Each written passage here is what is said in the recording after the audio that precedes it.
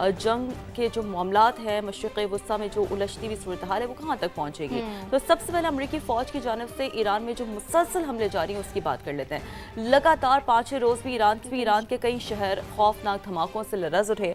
अमरीकी सेंटकॉम के मुताबिक जो ताज़ा कार्रवाई की गई उसमें ईरानी कमांड सेंटर्स, फ़ज़ाई दफ़ाई तंसीबात, मीज़ाइल और ड्रोन सलाहियतों को निशाना बनाया गया।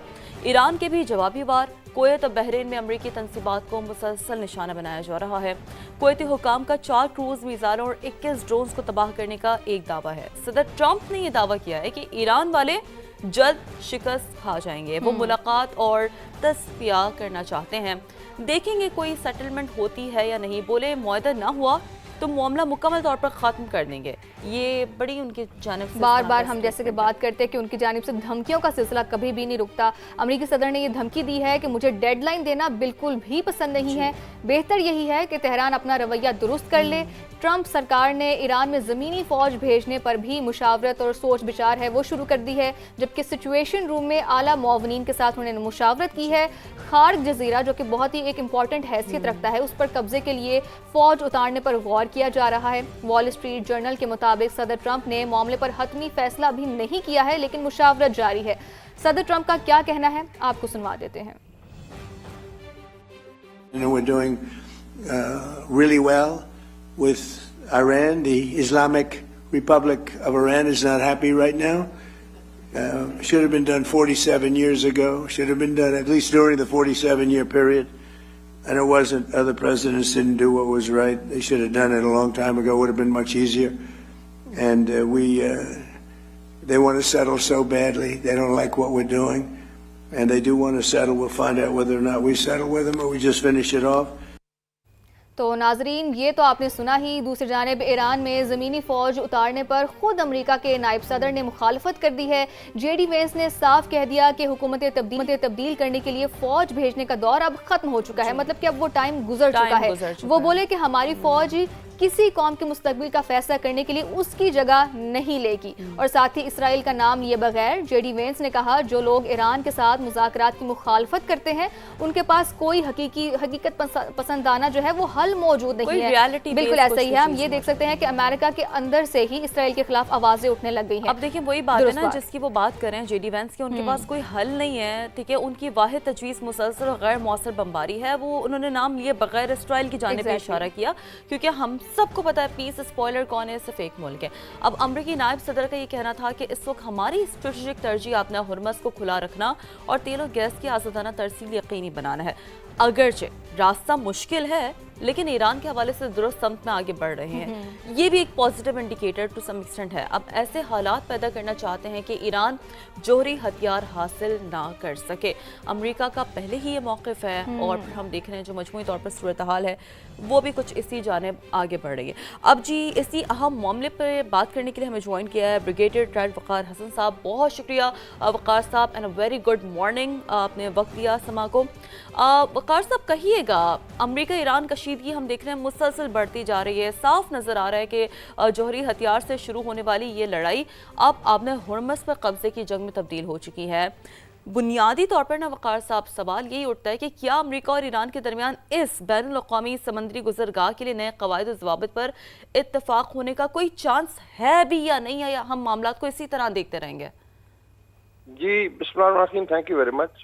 आई थिंक पहले भी शायद बात हुई थी कि ये जो ट्रायंगल है लड़ाई की ये खासी अनस्टेबल है। तीनों कॉर्नर जो है, एक तरफ ट्रंप साहब हैं, एक तरफ ईरान की IRGC है और एक तरफ नेतन्याहू है।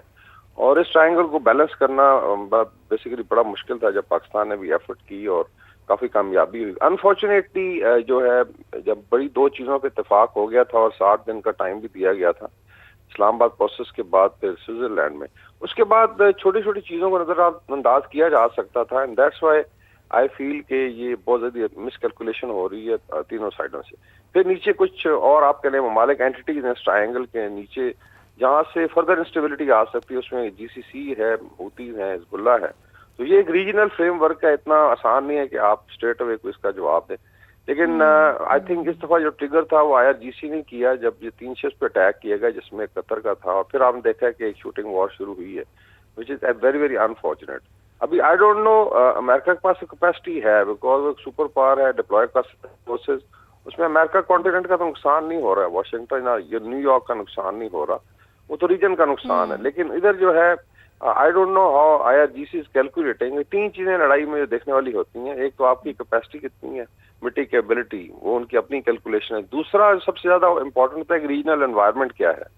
ابھی آپ دیکھیں گے سید علی خامنہئی شہید کے آخری رسومات تک Iran was in very high moral ground, اور ساری دنیا ان کی پذیرائی بھی کر رہی تھی, ان کو اپریشیٹ کر رہی تھی, لیکن پیس پروسیس کو بھی اپریشیٹ کر رہی تھی. وہ جو ہے آہستہ آہستہ ایسے لگ رہا ہے کہ وہ امپریشن جو ہے ابھی ڈینٹ ہونا شروع ہو گیا, which be very very dangerous for Iran.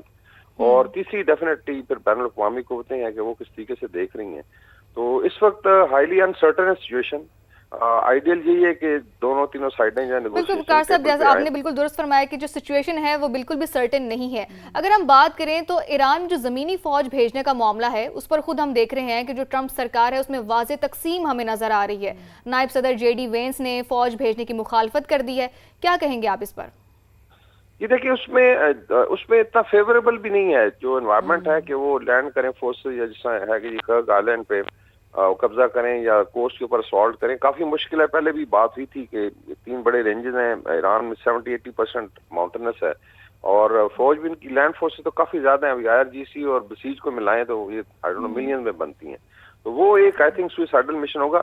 لیکن جو شوٹنگ وار ہے جس میں میزائلز اور باقی چیزیں یوز ہو رہی ہیں, اس میں میرے خیال میں ایران کا زیادہ نقصان ہو سکتا ہے. اور اگر خدا نخواستہ انفراسٹرکچر پہ اٹیک ہوتا ہے, لائک ابھی بات ہو رہی ہے پاور لائنز پہ, کل یہ پانی کے ذخیروں پہ اگر لڑائی شروع ہوتی ہے تو اس کے بعد پھر خدا نخواستہ گلف میں بھی یہ پھیل جائے گی.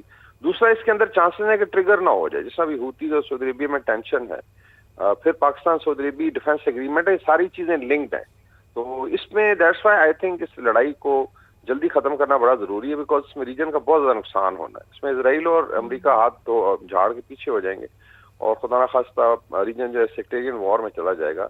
سو دیٹس ویئر آئی تھنک ذمہ داری جو ہے ابھی ایران پہ بھی ہے کہ وہ پولیٹیکل لیڈرشپ چیز کو جو ہے وہ نارملائز کرے.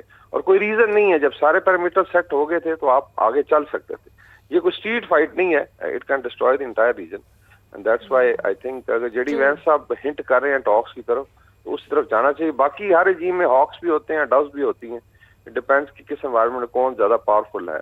تو فی الحال جو ہے امریکہ میں آپ کہہ لیں جو ہاکش اسٹیبلشمنٹ ہے وہ زیادہ پریویل کر رہی ہے, اور that's why they have gone towards conflict. ٹھیک, perfect. Thank you very much. Brigadier retired Waqar Hasan صاحب ہمارے ساتھ موجود تھے. بڑا ہی مفصل انداز میں جو آپ نے تجزیہ ہے موجودہ صورت کو سما کے ناظرین کے سامنے رکھا.